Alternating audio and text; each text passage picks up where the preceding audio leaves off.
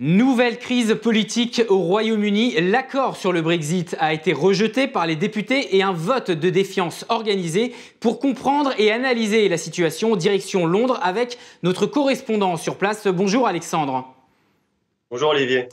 Le rejet par les députés de ce projet d'accord de sortie du Royaume-Uni de l'Union européenne est un revers, un camouflet pour Theresa May, bien évidemment, mais l'opposition est également divisée. À l'heure où nous parlons, quels sont les scénarios sur la table, Alexandre ?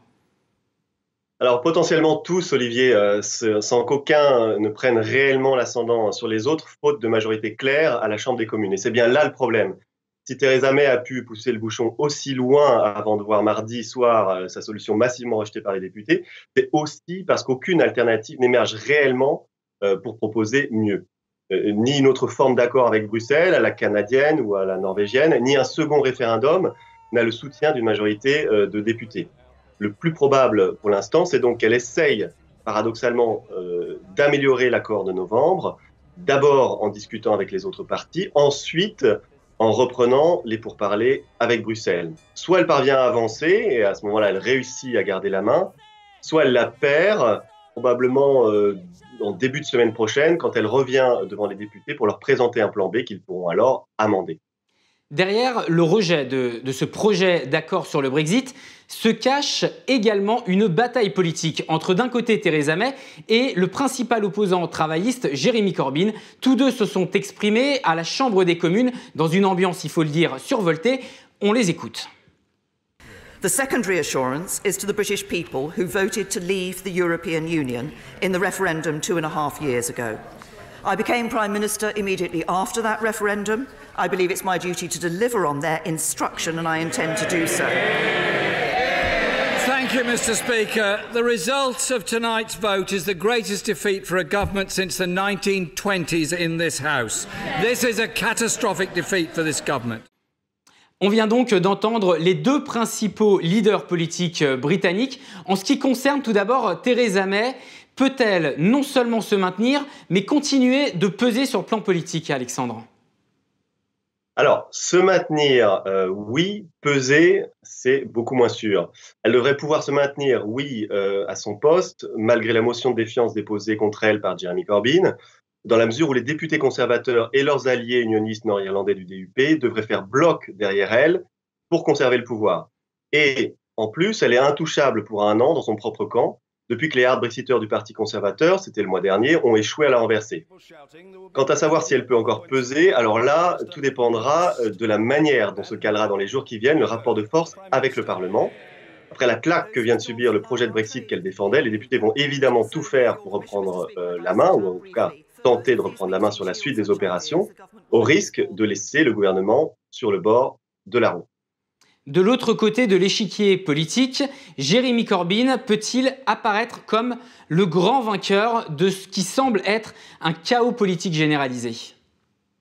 Alors, pour prendre le pouvoir à l'occasion d'élections anticipées comme il espère le faire, ça va être compliqué.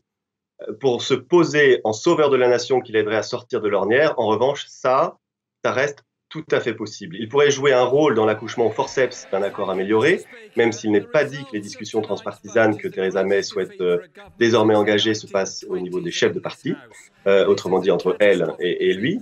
Il pourrait aussi, Olivier, précipiter le scénario d'un second référendum en acceptant de s'en faire le champion.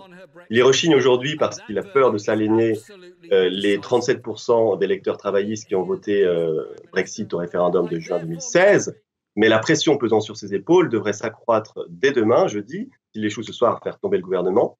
Le Labour a toujours dit, en effet, qu'il regarderait l'ensemble des scénarios sur la table, y compris un second référendum, mais seulement s'il ne parvenait pas à provoquer des élections anticipées. Voilà pour la politique intérieure au Royaume-Uni. De l'autre côté, il y a également l'Union européenne et le négociateur en chef, Michel Barnier, s'est exprimé mercredi matin et il a déclaré que jamais le risque d'un no deal n'était paru aussi élevé. À l'heure où nous parlons, quelle est la probabilité d'un tel scénario ? Alors, Olivier, elle s'est mécaniquement accrue mardi soir avec le rejet de l'accord conclu en novembre avec Bruxelles, d'autant qu'on est à seulement 70 jours de l'entrée en vigueur du Brexit, mais elle s'est aussi politiquement réduite depuis que le Parlement a montré ces derniers jours combien il y était hostile. Autrement dit, un no deal est toujours possible, mais ce n'est paradoxalement pas, en tout cas à mon avis, le scénario le plus probable à ce stade.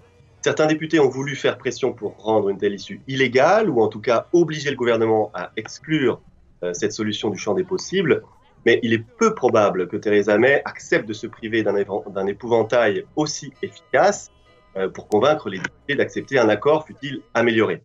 Un peu comme le scénario de second référendum qui, même si c'est très cynique, a lui aussi, pour la Première ministre, un intérêt politique, l'aider à convaincre les hard Brexiteurs du Parti conservateur de la soutenir s'ils ne veulent pas voir s'évaporer tout espoir de Brexit. Merci Alexandre pour vos explications. Je rappelle, vous êtes le correspondant de notre journal à Londres, au Royaume-Uni. Quant à vous, merci également de nous avoir regardés et suivez toute l'actualité sur notre site internet leséchos.fr.